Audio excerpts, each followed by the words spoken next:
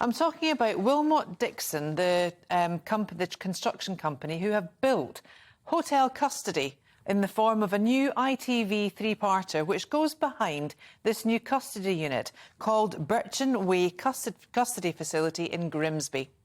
Now, what this services is built on brownfield, and it serves a lot of, well, for want of a better word, old lags, young lags? Well, every kind of detainee you could possibly think of that's been picked up and arrested.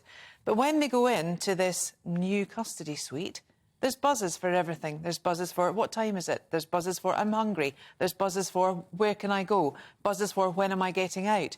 Now, the whole ethos behind the change in moving away from a prison cell, moving away from the very punitive way that we all think that prisons perhaps ought to be run, to teach people a lesson because people are there because they've done ill in the world, they've harmed people, they've harmed themselves, or they've harmed the economy in some ways. Are they really being called, as it says here, customers? Yes. Seriously? So even the terminology, the word, the emotive language that is being used here would denote something but very... But they're not customers, are they? They're detainees. Well, and yes, this is the thing. But then if we look back to countries in Europe, and Monaco in particular, and you look at their system of punity and prisons, they serve their prisoners five-star meals, Michelin-starred meals, because they think, they're from the understanding and the view that if you treat people well, i.e. you don't degrade them, you don't make them feel as bad as they possibly could, even though they have done some heinous crimes in places, you actually still should treat them with respect.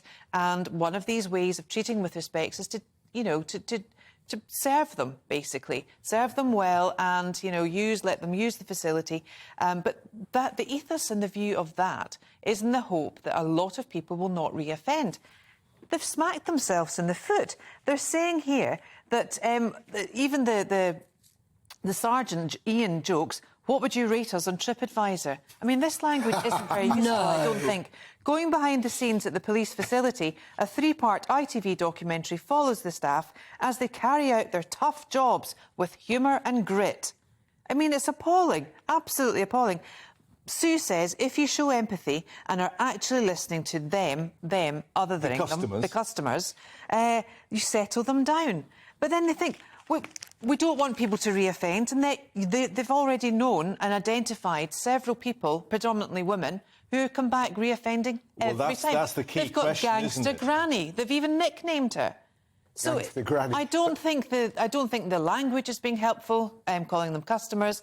And I'll tell you something else. I don't think that allowing our prison system to fall into private hands will do anyone or any society any favours, and I think it has to be stopped. Nobody's arguing that they shouldn't be treated with respect. No, because everyone's a human being. All human beings should. Absolutely are. And of course there is a notion, which a lot of people would support, that the better you treat somebody, the more likely they are to actually mend their ways. But not... I mean, this is turning the tables upside down. I mean, what amuses me is that, you know, American prisons are notorious for their severity, but all this stuff about customers and even respect, Anne, right? I don't respect a prisoner. I may treat them with courtesy, but I don't respect them if they're a definite offender. You respect them as a human being, then? Yes. Well, yeah, but, you know, all we hear about is respect, customers, stakeholders. I'm surprised they're not called stakeholders. All of this comes from America, and it's never thought about here, because when Tony Blair read the Harvard Business Review back in the 90s, you know, it was a Pauline conversion, and ever since... Have a nice day. Yeah, have a nice day. Well, not just that, but it's all from American management theory, you know, and it's all rubbish. So, you know, it doesn't sound very grim in Grimsby, I must say.